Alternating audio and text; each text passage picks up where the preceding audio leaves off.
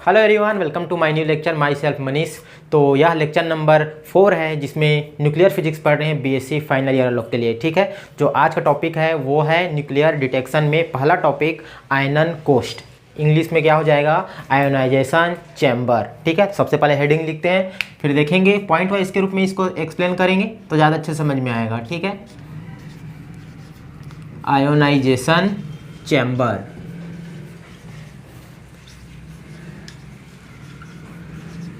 हिंदी में इसको क्या बोलते हैं? हिंदी में इसको बोलते हैं आयनन कोस्ट। आयनन कोस्ट। ठीक है, तो आज हम लोग ये पढ़ने वाले हैं। ठीक है, इसको भी हम लोग पॉइंट वाइज के रूप में पढ़ेंगे जिससे क्या है पढ़ने में आसानी होगा और याद भी जल्दी होगा। तो देखो, सबसे पहले क्या करेंगे, आयोनाइजेशन चैम्बर क्या है उसको पहले समझेंगे, थोड़ा सा मतलब उसका इंट्रो करेंगे। ठीक है, इंट्रो। उसके बाद क्या करेंगे, इसका हम लोग सिद्धांत देखेंगे, प्रिंसिपल देखेंगे, किस प्रिंसिपल पर आयोनाइजेशन चैम्बर वर्क करता है। ठीक है, तो ये हो जाएगा प्रिंसिपल। ठीक है, इंग्लिश में लिख रहा हूँ, हिंदी में बोल दूंगा। प्रिंसिपल जैसे हो जाएगा, प्रिंसिपल समझ में आ जाएगा कि क्यों क्या किस प्रिंसिपल पे काम करता है। उसके बाद क्या करेंगे, इसका हम लोग स्ट्रक्चर देखेंगे, संरचना देखेंगे, जिसमें हम लोग आयोनाइजेशन चैम्बर का डायग्राम बनाएंगे कि डायग्राम में कौन कौन पार्ट्स क्या क्या है, इसका उपयोग क्या किया है, वो सब। ठीक है, तो मैं इसको लिख देता हूँ स्ट्रक्चर। स्ट्रक्चर, ठीक है, ये हो जाएगा, इसी में अपना डायग्राम भी आ जाएगा। ठीक है, स्ट्रक्चर संरचना। इसके बाद क्या करेंगे, इसका वर्किंग देखेंगे कि जो आयोनाइजेशन चैम्बर है वो वर्क कैसे करता है। ठीक है, तो मैं लिख देता हूँ वर्किंग, कार्य विधि। ठीक है, वर्किंग जैसे हो जाएगा, वर्किंग हम समझ जाएंगे कि कैसे कैसे वर्क करता है। उसके बाद उससे हम लोग क्या निष्कर्ष निकाल सकते हैं, क्या रिजल्ट प्राप्त होता है, वो यहाँ पे देखेंगे। तो मैं लास्ट पॉइंट क्या लिख देता हूँ, रिजल्ट।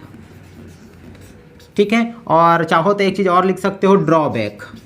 ठीक है, ड्रॉबैक मतलब इसका नुकसान क्या था, नुकसान नहीं मतलब इससे क्या कमी क्या थी, इसकी आयोनाइजेशन चैम्बर का जो उपयोग था उसमें क्या कमी रह गई थी, वो यहाँ पे देखेंगे। तो बेसिकली इन पॉइंट्स में हम लोग इसको समझेंगे। देखो, रहने के लिए तो डायरेक्ट ऐसे बता सकता हूँ, लेकिन क्या पॉइंट वाइज में समझेंगे ना तो इसको आपको समझने में या याद करने में ईजी पड़ेगा। ठीक है, इसलिए इसको पॉइंट वाइज में बताएंगे।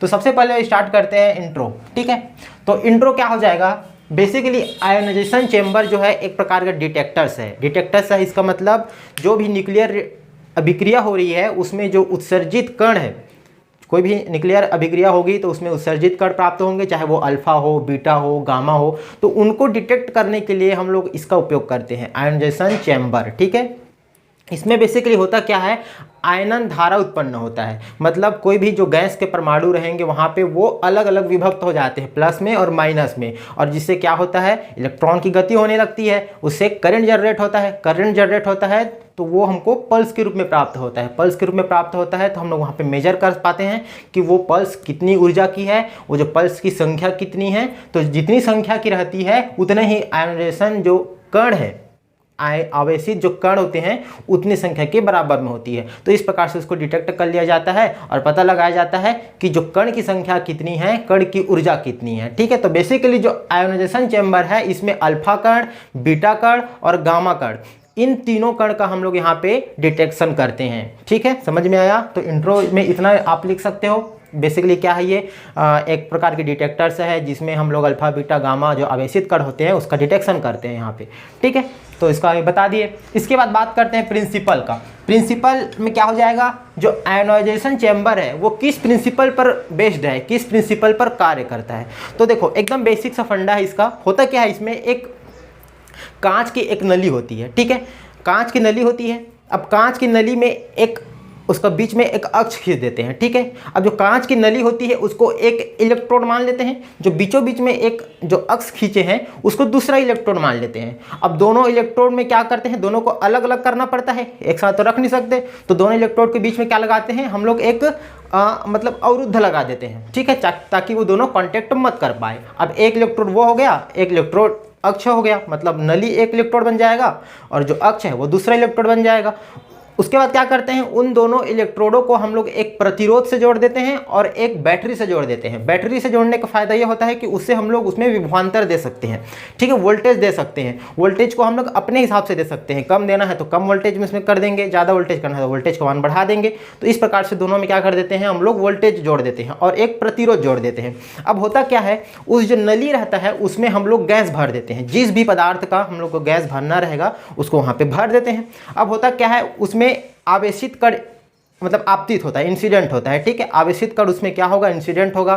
तो वो इंसिडेंट होता है तो होता क्या है, जो उस नली में जो गैस भरा हुआ है उससे वो इंटरेक्ट करता है, ठीक है। इंटरेक्ट करेगा तो क्या होगा, उस जो गैस में जो परमाणु है उसको वो अलग अलग आयनों में विभक्त कर देता है, मतलब उसको प्लस में भी तोड़ देगा और माइनस में तोड़ देगा। अब होता यह है कि इधर से हम लोग विभवांतर दे रहे हैं, यदि हम लोग विभवांतर का मान शून्य रखेंगे, मतलब विभवांतर देंगे ही नहीं, तो होता क्या है, वो विभक्त तो होगा लेकिन कुछ देर बाद क्या होगा, वापस में फिर जुड़ जाता है। इसलिए अब क्या करेंगे, विभवांतर का मान थोड़ा सा बढ़ाते जाते हैं, पहले कुछ बढ़ाएंगे, जिससे क्या होता है, वो प्लस में और माइनस में टूटा हुआ है, तो जो प्लस वाला जो चीज़ है ना, मतलब प्लस वाला जो आयन है वो क्या होता है, कैथोड की ओर जाता है। अब देखो मैं क्या बोला था कि जो दो प्रकार के वहाँ पे इलेक्ट्रोड लगाते हैं, ठीक है। अब इधर विभवांतर जोड़ देंगे तो होता क्या है, जो माइनस वाला जो विभवांतर का जो माइनस सिरा है, विभवांतर मतलब बैटरी समझ सकते हो, ठीक है, जिससे विभव प्रोवाइड कराते हैं, तो उसमें एक माइनस सिरा होता है, एक प्लस सिरा होता है। तो माइनस सिरा को क्या कर देते हैं हम लोग, माइनस सिरा को कैथोड से जोड़ देते हैं, मतलब उस नली से जोड़ देते हैं, और जो प्लस सिरा रहता है उसको, जो अक्ष रहता है नली के, उसको हम लोग प्लस बनाना चाहते हैं तो उसको प्लस से जोड़ देते हैं। इस प्रकार से जो दो इलेक्ट्रोड थे वो प्लस और माइनस मतलब कैथोड और एनोड में कन्वर्ट हो जाते हैं। तो अब कैथोड और एनोड में कन्वर्ट हो गए, और चूंकि इधर से आवेशित कण आया, उस वायु में जो माध्यम है उसमें का जो परमाणु है वो अलग अलग विभक्त हो गया प्लस और माइनस में। तो प्लस वाला क्या करता है, कैथोड की ओर गमन करता है, और जो माइनस वाला रहता है वो एनोड की ओर गमन करता है, अपोजिट अपोजिट में गमन करेगा। प्लस वाला क्या करेगा, माइनस की ओर जाना चाहेगा। जो माइनस वाला रहता है, माइनस मतलब इलेक्ट्रॉन, ठीक है, जो इलेक्ट्रॉन रहता है वो क्या होता है, प्लस की ओर जाना चाहता है, मतलब एनोड की ओर जाना चाहता है। अब वो अलग अलग विभक्त हो जाते हैं। रहने के लिए बीच में जो बीच का जो जगह रहता है ना, वहाँ पे प्लस और माइनस दोनों कंबाइन भी रहते हैं, लेकिन उसकी संख्या बहुत कम रहती है, ठीक है। मतलब कुल मिला के इधर हम लोग विभवांतर का मान बढ़ाते जाते हैं तो वो जो प्लस और माइनस की संख्या है वो भी बढ़ते जाती है, ठीक है। अब प्लस वाला माइनस के साइड जाएगा, माइनस वाला प्लस के साइड जाएगा। तो बीच में क्या रहता है, अक्ष रहता है, वो एनोड रहता है, उसमें क्या होते हैं, इलेक्ट्रॉन कलेक्टेड होते जाते हैं। अब जैसे जैसे विभवांतर का मान हम लोग बढ़ाते जाते हैं तो जो इलेक्ट्रॉन है उसको गतिज ऊर्जा ज़्यादा मिलते जाती है। अब गतिज ऊर्जा ज़्यादा मिलते जाती है तो होता क्या है, उसमें वो गति करना स्टार्ट कर देती है उस अक्ष में। अब उस अक्ष में गति करना स्टार्ट करेगी तो उसमें गतिज ऊर्जा आ जाती है। गतिज ऊर्जा आ जाती है तो चूंकि इधर से हम लोग क्या लगाए हुए हैं, दोनों इलेक्ट्रोडों में प्रतिरोध लगाए हुए हैं, तो उसमें प्रतिरोध में कुछ विक्षेपित उत्पन्न हो जाता है, ठीक है। इससे पता चलता है कि वहाँ पे करंट जनरेट हो रहा है, करंट जनरेट हो रहा है। इधर विभवांतर का मान हम लोग और बढ़ाए तो उधर इलेक्ट्रॉन की गतिज ऊर्जा और बढ़ गई, जिससे इधर करंट जो प्राप्त हो रहा है उसका मान फिर से ज़्यादा बढ़ गया। तो ऐसे करके ना इधर से हम लोग विभवांतर का मान बढ़ाते जाते हैं, जिससे गतिज ऊर्जा इलेक्ट्रॉन की बढ़ते जाती है, उधर धारा का मान भी क्या होने लगता है, बढ़ते जाता है। अब उधर से जो धारा का मान बढ़ रहा है उसको क्या करते हैं, लास्ट में एक हम लोग एम्पलीफायर लगा देते हैं, जिससे कि जो धारा प्राप्त हो रही है उसका मान बढ़ जाता है, एम्पलीफाई हो जाता है। और लास्ट में एक और में गड़क लगा देते हैं, मतलब काउंटर लगा देते हैं। तो जो भी हमको धारा प्राप्त हो रही है वो पल्स के रूप में प्राप्त होती है, पल्स के रूप में प्राप्त होती है, मतलब इधर एक आवेशित कण के द्वारा एक पल्स प्राप्त होगा, मतलब धारा प्राप्त होती है, ठीक है। दूसरा मतलब दो आवेशित कण हैं तो उधर दो पल्स प्राप्त होगी, प्रत्येक आवेशित कण के रिस्पेक्ट में हमको पल्स प्राप्त होता है, ठीक है। तो उधर हम लोग पल्स को क्या करते हैं, काउंट कर लेते हैं, गिन लेते हैं। मान लो इधर 50 आवेशित कण इंसिडेंट हुआ और उधर हमको कितना टोटल हम लोग काउंट करेंगे, पल्स कितना पल्स प्राप्त हो रहा है, तो उसको हमारे पास पता चल जाएगा कि वहाँ 50 पल्स प्राप्त हो रहा है। तो हम लोग ये ऐसा समझ जाते हैं कि 50 पल्स प्राप्त हो रहा है, मतलब कि इधर 50 आवेशित कण आए होंगे, 50 आवेशित कण आए होंगे तभी हमको 50 पल्स प्राप्त हो रहा है। तो इस प्रकार से हम लोग क्या करते हैं, डिटेक्शन करके ये पता लगाते हैं कि जो आवेशित कण है उसकी संख्या कितनी है। तो हम लोग पल्स को गिन लेते हैं, पल्स जितनी रहेगी उतने ही आवेशित कणों की संख्या रहती है। तो ये बेसिकली हम लोग का क्या रहता है, पूरा सिद्धांत रहता है। अलग अलग आयनों में विभक्त हो जाता है, माइनस वाला प्लस के साइड जाता है, प्लस वाला माइनस के साइड जाता है। उसके बाद उसमें धारा जनरेट हो जाती है, धारा जनरेट होती है जो कि पल्स के रूप में प्राप्त होती है। तो पल्स को हम लोग काउंट कर लेते हैं, काउंट करने के बाद ये पता चल जाता है कि आवेशित कणों की संख्या क्या थी। अब यहाँ पे एक छोटी सी चीज और बता सकता हूँ प्रिंसिपल में, कि जो विभवांतर का मान है, जैसे जैसे विभवांतर का मान हम लोग बढ़ाते जा रहे हैं, करंट क्या होती जाती है, उसका मान बढ़ते जाता है। मतलब विभवांतर का जो मान है, जो जो करंट है उसके समानुपाती होता है, ऐसा बोल सकते हो। यदि उन दोनों के बीच में ग्राफ खींचना चाहूँ तो ग्राफ कैसे बनता है उसको यहाँ पे बताते हैं, ठीक है। तो देखो ग्राफ कैसे प्राप्त होगा, कुछ इस टाइप से ग्राफ बनता है, ठीक है। ये सब प्रिंसिपल में ही लिखना है ना, प्रिंसिपल के बारे में ही बताना है। तो इसमें मैं क्या करता हूँ, इधर मैं विभवांतर लगा देता हूँ, ठीक है। इस साइड में क्या करता हूँ, करंट लगाता हूँ आई, ठीक है। तो होता क्या है, स्टार्टिंग में हम लोग विभवांतर नहीं देंगे तो वो अलग अलग आयनों में तो विभक्त होगा, लेकिन कुछ देर बाद क्या होगा, आपस में जुड़ के फिर से एक एटम बना लेता है, तो वो गलत हो जाता है। तो मतलब उस टाइम हमको करंट कुछ प्राप्त नहीं होता, ठीक है। विभवांतर का मान 0 रहेगा तो करंट का मान भी क्या होगा, 0 होगा। लेकिन जैसे जैसे हम लोग विभवांतर का मान इधर से बढ़ाते जाते हैं तो वहाँ पे गतिज ऊर्जा बढ़ते जाती है इलेक्ट्रॉन की, जिससे करंट जनरेट होना स्टार्ट हो जाता है। मतलब जैसे जैसे हम लोग विभवांतर का मान बढ़ाएंगे करंट का मान भी क्या होने लगता है, बढ़ने लगता है। तो विभवांतर का मान ऐसे हो रहा है यहाँ पे, ठीक है। विभवांतर का मान बढ़ाते गए तो करंट का मान भी बढ़ते गया, मतलब दोनों में क्या होगा, एक स्ट्रेट लाइन ग्राफ प्राप्त होता है। यहाँ तक लगभग समझ सकते हो, ठीक है। इसके बाद क्या होता है, एक स्थिति क्या होती है भाई, अब देखो कोई भी मशीन है या फिर कोई भी एक यंत्र है, उसको एक लिमिट तक ही हम लोग यूज़ कर सकते हैं। उसके बाद यदि हम लोग उसमें अति करने लग जाए तो क्या होता है, वो बर्न हो जाता है या फिर उसका जो क्षमता है वो समाप्त हो जाता है। तो होता क्या है यहाँ पे, जैसे जैसे हम लोग विभवांतर का मान बढ़ा रहे हैं तो स्टार्टिंग में तो करंट का मान तो बढ़ते जाएगा, लेकिन एक स्थिति ऐसे आती है कि अब विभवांतर का मान कितनों बढ़ा लो करंट का मान बढ़ता ही नहीं है, मतलब इलेक्ट्रॉन को गतिज ऊर्जा मिलना बंद हो जाता है। तो उस स्थिति में क्या होता है, ग्राफ कुछ ऐसे प्राप्त होता है। तो मान लो इस रीजन को मैं नाम दे देता हूँ ए और बी, ठीक है। इसको बोलते हैं संतृप्त धारा या फिर सैचुरेटेड करंट, ठीक है। तो इस कंडीशन में क्या होता है कि जब हम लोग विभवांतर का मान बढ़ाते जाएंगे तो करंट का मान बढ़ता नहीं है, बल्कि करंट क्या होता है, सैचुरेटेड हो जाता है। विभवांतर कितना भी बढ़ा लो करंट नहीं बढ़ने वाला। देखो ये जो मान है ना ए या फिर ये जो रीजन है ए से बी, ये अलग अलग माध्यम की प्रकृति पर निर्भर करता है। मान लो कोई दूसरा माध्यम रखे वहाँ पे, तो उसके लिए जो ए बी का जो ये ग्राफ है ये जरूरी नहीं है इतना ही बड़ा हो, वो छोटा भी हो सकता है या इससे बड़ा भी हो सकता है, ठीक है। दूसरा मान लो कोई मटेरियल रखेंगे तो उसके लिए अलग अलग होता है, मतलब हर पदार्थ के लिए अलग अलग संतृप्त धारा का मान अलग अलग होता है, ठीक है। अब देखो इसके बाद क्या है, यदि हम लोग विभवांतर का मान और बढ़ा दिए, ठीक है, ये तो यहाँ तक समझ में आ गया कि ए से बी रीजन में क्या होगा, संतृप्त धारा, मतलब संतृप्त धारा प्राप्त होगी, करंट नहीं बढ़ेगा। लेकिन यदि हम लोग विभवांतर को और बढ़ाते जाए तब क्या होता है, विभवांतर का मान बहुत ज़्यादा बढ़ा देंगे तो जो वहाँ पे जो कण है, आवेशित कण, वो क्या होने लगते हैं, अलग अलग टूटेंगे प्लस और माइनस में। तो जो इलेक्ट्रॉन होते हैं उनका बहुत ज़्यादा गतिज ऊर्जा मिल जाएगी, बहुत ज़्यादा गतिज ऊर्जा मिल जाएगी। तो क्या होता है, उनमें बहुत ज़्यादा गतिज ऊर्जा मिल जाएगी तो वो दूसरे जो धन आयन है या फिर दूसरे जो वहाँ पदार्थ के कण हैं उनसे अगेन इंटरेक्ट करने लगते हैं, और उस कंडीशन में क्या होता है, द्वितीयक धारा उत्पन्न हो जाता है। अगेन फिर से क्या होने लगता है, करंट उत्पन्न हो जाता है, जिसको द्वितीयक धारा बोलते हैं, ठीक है। तो यदि इसको मैं ग्राफ में दर्शाना चाहूँ तो वो कुछ इस टाइप से बनता है, ठीक है। तो इस रीजन में क्या होता है, जैसे जैसे विभवांतर का मान बढ़ाते जाएंगे करंट का मान बढ़ते जाता है यहाँ तक। फिर एक रीजन ऐसा आता है कि विभवांतर का मान कितना भी बढ़ा लो करंट का मान बढ़ना बंद हो जाता है, इसको बोलते हैं संतृप्त धारा। लेकिन यदि हम लोग आगे और विभवांतर का मान बढ़ाते जाएं और बहुत ज़्यादा गतिज ऊर्जा प्राप्त होगा इलेक्ट्रॉन को, तब क्या होता है, इलेक्ट्रॉन जो है अन्य जो वहाँ पे कण उपस्थित है या धन आयन जो उपस्थित है उससे फिर से इंटरेक्ट करने लगता है, ठीक है। फिर से इंटरेक्ट करता है तो क्या होता है, फिर से वहाँ पे करंट जनरेट होना स्टार्ट हो जाता है। तो जैसे जैसे हम लोग विभवांतर का मान और बढ़ाते जाएंगे फिर से करंट क्या होने लगता है, बढ़ने लगता है। तो इस प्रकार से विभवांतर और करंट में क्या होता है, ग्राफ प्राप्त होता है, V और I में ग्राफ। आई होप ये समझ में आ गया होगा मैं क्या बोलना चाह रहा हूँ, ठीक है। तो ये हमारा प्रिंसिपल हो गया कंप्लीट, प्रिंसिपल समझ में आ गया। अब इसकी बात करते हैं स्ट्रक्चर के बारे में। स्ट्रक्चर कैसे होता है, इसका डायग्राम कैसे बनता है, उसमें जो ऑपरेटर्स यूज़ होते हैं वो कौन कौन से होते हैं, ठीक है। खैर जनरली मैं वर्बली तो बता दिया प्रिंसिपल में ही, सेम इसी को ही हम लोग स्ट्रक्चर के यहाँ पे डायग्राम बनाएंगे, ठीक है।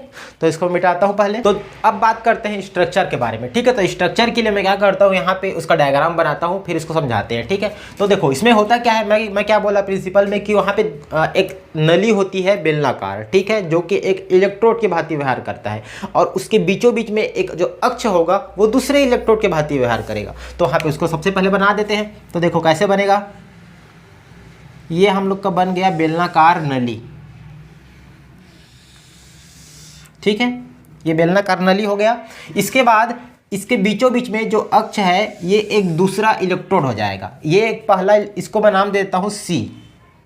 ठीक है, ये जो नली है इसको मैं नाम दे दिया C। ठीक, धात्विक नली, धातु का बना रहता है जनरली। ये क्या होता है, इसको मैं नाम दे दूँ A, इसको नाम दे दूँ B। ठीक है, अब हमको भाई ये अलग एक इलेक्ट्रोड है, ये एक दूसरा इलेक्ट्रोड है, तो इन दोनों को तो अलग करना ही पड़ेगा, सेचुरेट करना पड़ेगा। ठीक है, तो यहाँ पे हम लोग क्या लगा देते हैं, एक अवरुद्ध लगा देते हैं, मतलब एक इंसुलेटिंग पदार्थ लगा देते हैं जो यहाँ पे इंटरेक्ट मत कर पाए एक दूसरे में। तो यहाँ पे मैं अवरुद्ध लगा दिया। ठीक है, ये अब क्या करेंगे, अब इसको, ये तो एक इलेक्ट्रोड हो गया, ये दूसरा इलेक्ट्रोड हो गया। अब इन दोनों को हमको, इलेक्ट्रोड तो ठीक समझ में आ गया, लेकिन एक को धन आयन बनाना है, एक को ऋण आयन बनाना है, तब एक को कैथोड बनाना है, एक को एनोड बनाना है। तो क्या करना पड़ेगा, दोनों के बीच में, ये इलेक्ट्रोड और ये इलेक्ट्रोड के बीच पे हम लोग एक विभवांतर लगाते हैं, मतलब बैटरी लगा देते हैं। तो बैटरी भी कैसे लगाएंगे, चूंकि हमको ये जो नली है C, ठीक है, इसको हमको बनाना है कैथोड, मतलब ऋण बनाना है, और ये जो बीचों बीच जो एक्सिस है, अक्ष है, इसको बनाना है एनोड, मतलब धन बनाना है। तो मैं इसमें ऋण जोड़ देता हूँ, इसमें मैं धन जोड़ देता हूँ। तो कैसे बनेगा, तो यहाँ से इसका एक सिरा हो गया, ये ऋण हो गया, ये धन हो गया। ठीक है, बैटरी आपने देखा होगा कुछ इसी टाइप से रहता है। तो ये इसका दूसरा सिरा, इन दोनों को मैं क्या कर दिया, जोड़ दिया। इधर मैं दे दिया ऋण, इधर दे दिया धन। ऋण क्या हो गया, इस नली के साथ कनेक्टेड हो गया, तो ये क्या बन गया, कैथोड बन जाएगा। इधर मैं धन को किसके जोड़ दिया, इस एक्सिस के साथ जोड़ दिया, तो ये क्या बन जाएगा, एनोड बन जाएगा। ठीक है, यहाँ तक समझ में आ गया। अब क्या करते हैं, इन दोनों के बीच में साथ ही साथ में हम लोग एक प्रतिरोध भी जोड़ देते हैं। प्रतिरोध यहाँ से ये कुछ इस टाइप से। ठीक है, इसको मैं नाम दे देता हूँ R। समझ में आ गया। R इसलिए जोड़ रहे हैं क्योंकि यहाँ पे जो करंट प्राप्त होगा, तो प्रतिरोध रहेगा तभी तो करंट जनरेट होगा। ठीक है, तो इसलिए वहाँ पे प्रतिरोध लगाते हैं। उसके बाद यहाँ पे हम लोग क्या करते हैं, लास्ट में एक एम्पलीफायर लगा देते हैं। ठीक है, इसको मैं मिटा देता हूँ, बाद में फिर से लिख लेंगे। तो यहाँ पे क्या हो जाएगा, एम्पलीफायर। जो भी करंट हमको प्राप्त होगा उसको ये क्या करेगा, एम्पलीफाई कर देता है। ठीक है, और साथ में यहाँ पे एक हम लोग काउंटर भी लगा देते हैं, गणक।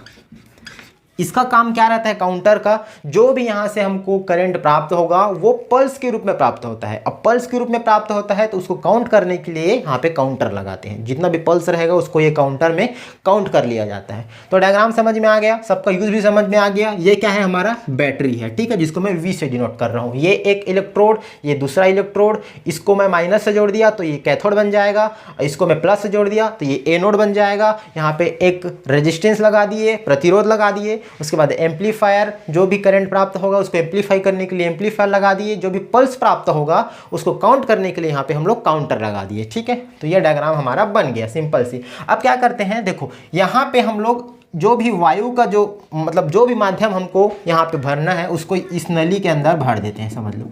तो ये ऐसा ऐसा समझ लो, ये वायु का जो कण है ये यहाँ पे उपस्थित है, या माध्यम के जो परमाणु है वो उपस्थित है। ठीक, तो ये हमारा स्ट्रक्चर हो गया।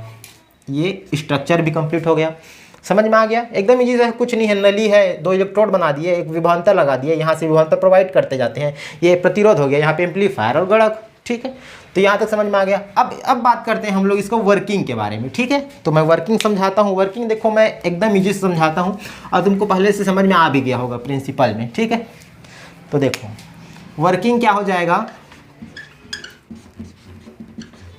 वर्किंग कार्यविधि। ठीक है, कार्यविधि कैसे होता है, तो सबसे पहले क्या करते हैं हम लोग, यहाँ से हम लोग आवेशित कण इंसिडेंट कराते हैं। ठीक है, क्या होगा, यहाँ पे आवेशित कण इंसिडेंट होगा, जैसे कि अल्फा हो गया या बीटा हो गया या गामा हो गया। ठीक है, वो मैं बाद में बताऊंगा। अल्फा बीटा गामा में मतलब जो अल्फा मेनली इस डिटेक्टर से अल्फा कण ही प्राप्त होता है। ठीक, वो बाद में बताएंगे।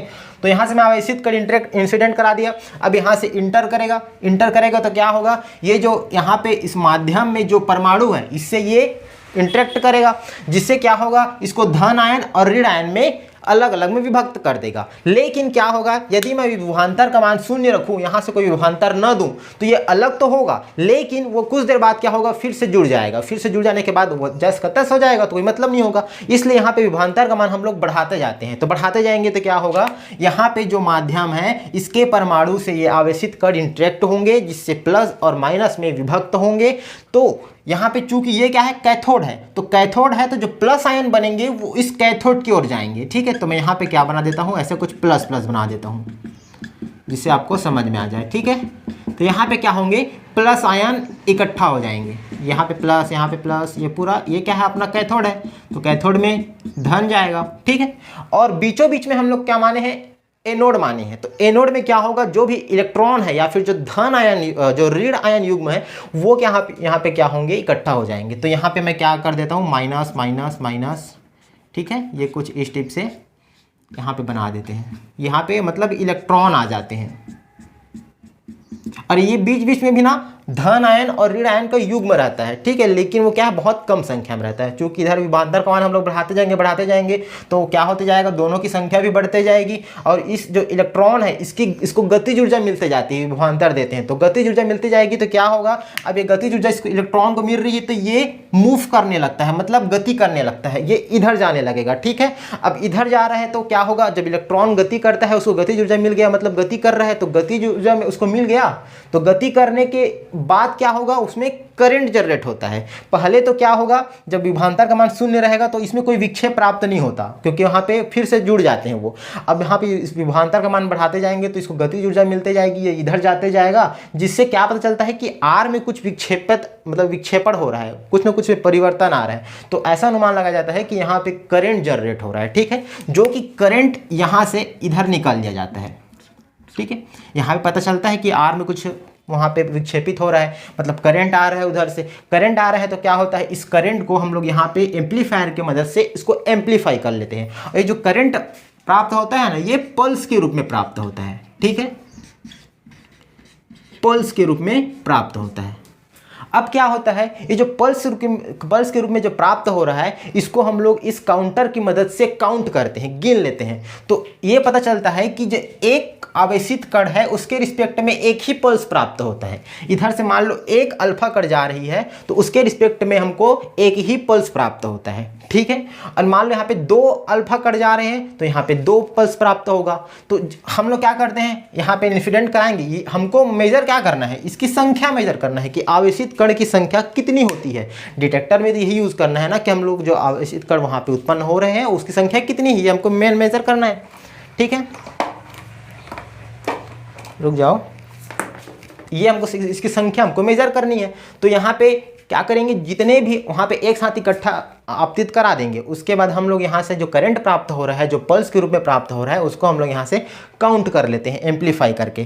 काउंट करने के बाद हमको क्या पता चलता है, जैसा ऐसा मान लेते हैं कि मान लो 10,000 वहाँ पे हमको पल्स प्राप्त हुआ, तो ऐसा अनुमान लगा लेते हैं कि 10,000 वहाँ पे आवेशित अल्फा कण यहाँ पे इंसिडेंट हुआ है, तभी हमको यहाँ पे क्या हो रहा है, 10,000 पल्स प्राप्त हो रहा है। मतलब जो भी पल्स की संख्या रहेगी उतने ही आवेशित कण की संख्या रहेगी। तो इस प्रकार से हम लोग क्या करते हैं, आवेशित कण की संख्या ज्ञात करते हैं। जो भी काउंटर में जितना भी पल्स प्राप्त होगा उतना ही संख्या में क्या होगा, वहाँ पे आवेशित कण होता है। तो ये हम लोग इस तरीके से क्या करते हैं, आवेशित कण की संख्या ज्ञात करते हैं। ठीक है, तो हम यहाँ पे मैं लिख सकता हूँ, ये रिजल्ट में लिख रहा हूँ। ठीक है, वर्किंग समझ में आ गया। वर्किंग कैसे होता है, यहाँ से करंट जनरेट होगा, यहाँ पे एम्पलीफाई करके उसको काउंट कर लिया जाता है। यहाँ तक वो आप वर्किंग में लिख सकते हो। उसके बाद हम लोग इसका रिजल्ट देख लेते हैं, क्या रिजल्ट प्राप्त होता है। तो रिजल्ट कैसे प्राप्त हो रहा है, तो जो भी पल्स प्राप्त हो रहा है उसकी संख्या जितनी होती है उतना ही यहाँ पे क्या होता है, आवेशित कणों की संख्या होती है। तो मैं यहाँ पे लिख सकता हूँ, पल्स की जो संख्या होती है, पल्स की संख्या किसके बराबर होती है, जो आवेशित कण है उसकी संख्या के बराबर होती है। आवेशित कणों की संख्या के बराबर होती है। तो इस प्रकार से हम लोग क्या कर सकते हैं, जो भी आवेशित कण है उसकी संख्या मेजर कर सकते हैं। ये तो बात समझ में आ गया कि ठीक है चलो सर आप बोल रहे हो कि आवेशित कणों की संख्या को मेजर कर सकते हैं, लेकिन आवेशित कणों की ऊर्जा कैसे मेजर करेंगे? हमको दो चीज मेजर करना था। डिटेक्टर में यूज क्या करना, मेन डिटेक्टर में हम लोग क्या कर रहे हैं, ऊर्जा ज्ञात कर रहे हैं और कणों की संख्या ज्ञात कर रहे हैं। तो कणों की संख्या समझ में आ गया कि हम लोग यहाँ पे जो काउंटर में जो पल्स की संख्या है उतना ही वहाँ पे आवेशित कणों की संख्या होगी। लेकिन ऊर्जा कैसे मेजर करेंगे? तो ऊर्जा मेजर करने के लिए क्या जाता है, ऊर्जा मेजर करने के लिए जो काउंटर है इसको रिमूव कर दिया जाता है। उसके जगह में एक हम लोग कैथोड किरण कंपनदर्शी का यूज किया जाता है। ठीक है, इसके जगह में क्या कर देते हैं, कैथोड किरण कंपनदर्शी का वहाँ पे यूज कर लिया जाता है। उससे क्या होता है, उसका फायदा क्या होता है? वो जो कैथोड किरण कंपनदर्शी होता है वो जो पल्स है उसकी ऊंचाई को मेजर करता है। काउंटर क्या कर रहा था, पल्स की संख्या को मेजर कर रहा था, लेकिन जो कैथोड किरण कंपनदर्शी होगा वो क्या करता है, जो पल्स है उसकी ऊंचाई को मेजर करता है। अब ऊंचाई को मेजर कर रहा है तो उससे क्या फायदा हो रहा है, तो ऊंचाई जो मेजर कर रहा है वो इस पल्स में जितने ज़्यादा वहाँ पे पल्स प्राप्त हो रहे हैं, जितने ज़्यादा इलेक्ट्रॉन की गतिज ऊर्जा मिल रही है उतने ज़्यादा हमको क्या हो रहा है, पल्स प्राप्त हो रहा है। तो जितने ज़्यादा पल्स प्राप्त होता है उतने ही उस पल्स की क्या होगी, ऊंचाई भी ज़्यादा होगी। मतलब यदि विभवांतर का मान हम लोग बढ़ा रहे हैं तो इलेक्ट्रॉन की संख्या भी क्या हो रही है, बढ़ रही है, उसकी गतिज ऊर्जा भी बढ़ रही है, जिससे धारा प्राप्त हो रही है, धारा पल्स के रूप में प्राप्त हो रही है। तो ज़्यादा पल्स प्राप्त होगी विभवांतर का मान बढ़ाएंगे तो जो पल्स प्राप्त हो रही है उसकी ऊंचाई मेजर करना है, तो जितने ज़्यादा पल्स प्राप्त होंगे उतनी ज़्यादा उसकी ऊंचाई होगी। मतलब कुल मिलाकर मैं ये बोल सकता हूँ कि जो ऊंचाई प्राप्त हो रही है वो इस विभवांतर पर ही डिपेंड कर रही है। इसका मान हम लोग बढ़ा रहे हैं तो ज़्यादा पल्स प्राप्त हो रही है, ज़्यादा पल्स प्राप्त हो रही है तो उसकी ऊंचाई भी क्या हो रही है, ज़्यादा हो रही है। और एक चीज़ और यहाँ पे नोटिस कर सकते हो कि जो ऊंचाई है, पल्स की जो ऊंचाई होती है वो सीधा सीधा अनुक्रमानुपाती होती है, सीधा सीधा अनुक्रमानुपाती होती है इस आवेशित कण की ऊर्जा के। ठीक है, आवेशित कण की ऊर्जा के। इसीलिए हम लोग जो भी पल्स होता है उसकी ऊंचाई मेजर करते हैं। आवेशित कणों की ऊर्जा इसके समानुपाती होती है, मतलब जितने ज़्यादा पल्स की ऊंचाई होगी उतने ही आवेशित कणों की ऊर्जा होती है। अब ये तो समझ में आ ही रहा होगा ना, ऊंचाई ज़्यादा हो रहा है मतलब ऊंचाई कब ज़्यादा होगी, जब पल्स की संख्या ज़्यादा होगी। पल्स की संख्या कब ज़्यादा हो सकती है, जब इलेक्ट्रॉनों की संख्या यहाँ से बहुत ज़्यादा गतिज ऊर्जा करेंगे। गतिज ऊर्जा ज़्यादा कब होगी, जब विभवांतर का मान बढ़ाएंगे। मतलब मेनली विभवांतर का मान बढ़ा रहे हैं तो हमको पल्स की संख्या ज़्यादा मिल रही है, जिससे उसकी ऊंचाई भी ज़्यादा मिल रही है। ऊंचाई ज़्यादा मिल रही है तो जो आवेशित कणों की ऊर्जा है वो भी ज़्यादा मिल रही है। तो इस प्रकार से हम लोग क्या करते हैं, पल्स की संख्या ज्ञात करते हैं और पल्स की ऊंचाई ज्ञात करते हैं। तो मतलब पल्स की संख्या ज्ञात करेंगे तो आवेशित कणों की संख्या ज्ञात हो जाएगी, और पल्स की ऊंचाई ज्ञात कर लेंगे तो जो आवेशित कणों की ऊर्जा ज्ञात हो जाती है।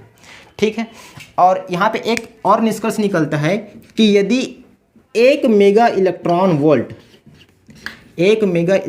वोल्ट कण की ऊर्जा है, यदि इस कण की ऊर्जा 1 मेगा इलेक्ट्रॉन वोल्ट होती है तो इसके रिस्पेक्ट में हमको 30,000 आवेशित कण प्राप्त होते हैं, या फिर 30,000 पल्स प्राप्त होते हैं।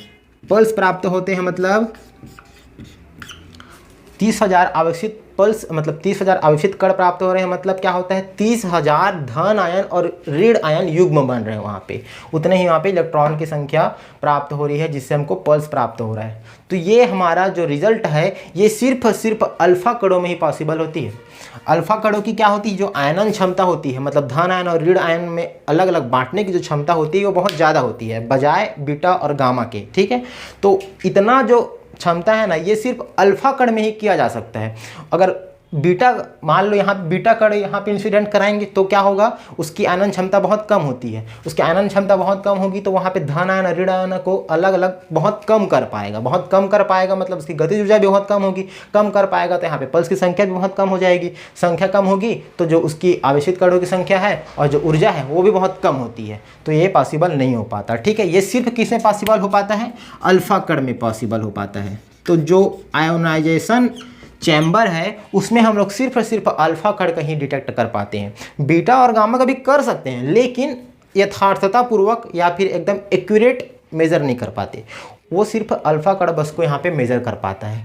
ठीक है, तो इस प्रकार से हम लोग यहाँ पे डिटेक्टर का यूज़ करते हैं पल्स की संख्या ज्ञात करने के लिए। पल्स की संख्या ज्ञात करता है तो जितना संख्या होती है उतनी ही आवेशित कणों की संख्या होती है। और जो ऊंचाई होती है पल्स की वो आवेशित कणों की जो ऊर्जा होती है उसके बराबर होती है। ठीक है, तो ये हो गया पूरा कंप्लीट आप लोग का आयोनाइजेशन चैम्बर। ठीक है, जो ड्रॉबैक्स में लिखा था ना वो यही है कि जो अल्फा कण का है सिर्फ उसी बस का मेजर कर पाता है यथार्थतापूर्वक, लेकिन जो बीटा कण और गामा कण है उसकी ये मेजर नहीं कर पाता, क्योंकि उसकी आयनन क्षमता बहुत कम होती है, जिससे हमको यहाँ पे उस ऊर्जा की हमको आयनन जो कण है या फिर प्लस है माइनस है वो प्राप्त नहीं हो पाता। ठीक है, तो ये हो गया पूरा कंप्लीट। अलग अलग पॉइंट वाइज में समझे, सबसे पहले इंट्रो बताए थोड़ा सा, उसके बाद उसका प्रिंसिपल देखे। प्रिंसिपल में यही सब बोले, प्रिंसिपल में जो वर्किंग है ना इसी को ही प्रिंसिपल ने बना के बोल दिया है, लेकिन वहाँ पे डायग्राम वगैरह मत बनाना, वहाँ पे सीधा थ्योरेटिकल भाग में लिख देना। ठीक, उसके बाद उसका स्ट्रक्चर देखे, स्ट्रक्चर में क्या होगा, डायग्राम बना दिया, डायग्राम में पूरा एक्सप्लेन करना पड़ेगा कि कौन कौन क्या क्या है। ठीक है, उसके बाद क्या करेंगे, वर्किंग देखेंगे। वर्किंग में बस वर्किंग सिंपल सी है, यहाँ से क्या करेंगे, विभवांतर प्रोवाइड कराएंगे, तो यहाँ पे जो भी जो यहाँ पे माध्यम में प्लस और माइनस है वो अलग अलग हो जाएगा, इससे आके इंटरेक्ट करेगा। तो उसके बाद जो एनोड में क्या होगा, ऋण आयन एकत्रित हो जाएगा, जो कि यहाँ से फिर उसको कैच कर लिया जाता है, यहाँ पे काउंटर में उसको फिर काउंट कर लिया जाता है। इस प्रकार से हमारा वर्किंग हो जाएगा। उसके बाद रिजल्ट में क्या लिख सकते हो, तो रिजल्ट में ये थोड़ा सा आपको ध्यान रखना पड़ेगा कि जो आवेशित कणों की संख्या कैसे ज्ञात करते हैं, तो जो पल्स की संख्या रहती है उसी के बराबर रहती है, और जो ऊर्जा कैसे ज्ञात करते हैं, तो जो पल्स की ऊंचाई होती है उसको ज्ञात करते हैं। ठीक है, तो उसके लिए हम लोग कैथोड किरण कंपनदर्शी का यूज़ किया जाता है, और वो भी कैसे प्राप्त होता है, जितना ज़्यादा पल्स होगा उतना ही ज़्यादा उसकी ऊंचाई होगी। और पल्स ज़्यादा कब होगा, जब यहाँ पे इलेक्ट्रॉनों की गतिज ऊर्जा ज़्यादा होगी। गतिज ऊर्जा ज़्यादा कब होगी, यहाँ पे विभवांतर का मान बढ़ाया जाएगा। ठीक है, तो इस प्रकार से हम लोग आयोनाइजेशन चैम्बर में डिटेक्ट करते हैं कि आवेशित कण की संख्या कितनी है, उसकी ऊर्जा कितनी है। ठीक, तो आई होप आपको समझ में आ गया होगा। नहीं आया होगा तो आप कमेंट बॉक्स में ज़रूर बताना, नहीं आ रहा है सर करके, हम लोग इसको थोड़ा सा और अच्छा से बता देंगे। ठीक है, लेकिन मेरे ख्याल से समझ में आ गया होगा। बेसिक मैं एकदम धीरे धीरे ही बताया हूँ इसको, और एक बार आप लोग बुक को ज़रूर पढ़ना। ठीक है, और आप लोग के पास अगर नहीं होगा ये, तो मैं इसका PDF जो है मेरे एक टेलीग्राम चैनल है, या फिर जो मेरा नंबर है जो थंबनेल में दिखता होगा नंबर, उसमें आप लोग कांटेक्ट कर सकते हो। इसका मैं जो बुक का जो पिक है या फ़ोटो है उसको मैं आपको सेंड कर दूंगा। ठीक है, तो मैं क्या है यहाँ पे नोट्स नहीं बनवा रहा हूँ, क्योंकि नोट्स बनाने का मतलब एक तुम लोग खुद कर सकते हो। BSc में आ गए हो तो नोट्स तुम लोग खुद से जनरेट करोगे तो ज़्यादा बेटर रहेगा, बजाय मैं बना के दूँ। ठीक है, मैं यहाँ पे पूरा एक्सप्लेन तो कर ही दे रहा हूँ, आप लोग क्या करना है, उसको नोट्स बनाना है। नोट्स नहीं बनाते हो, बुक से पढ़ते हो तो भी ठीक है, और आप लोग आदत करो कि बुक से पढ़ो। ठीक है, मतलब नोट्स भी बना सकते हो, कोई दिक्कत नहीं है, लेकिन नोट्स में क्या थोड़ा लिमिटेड हो जाता है, बुक में आप लोग थोड़ा पूरा एक्सप्लेन दिया रहता है इसमें। ठीक, तो ये हो गया। पसंद आ रहा होगा तो लाइक शेयर और सब्सक्राइब जरूर करना, दोस्तों में भी शेयर करना, और पूरा कंप्लीट कराएंगे इसको। ये चूँकि थोड़ा सा बड़ा है इसलिए इसको मैं एक दिन लेट में डाला हूँ, बाकी मैं कंटिन्यू डालूंगा रेगुलर, और ये जल्दी ख़त्म भी हो जाएगा चैप्टर। ठीक, तो पसंद आएगा तो लाइक शेयर सब्सक्राइब जरूर करना, दोस्तों में शेयर करना। मिलेंगे फिर नेक्स्ट लेक्चर में। Thank you, bye bye.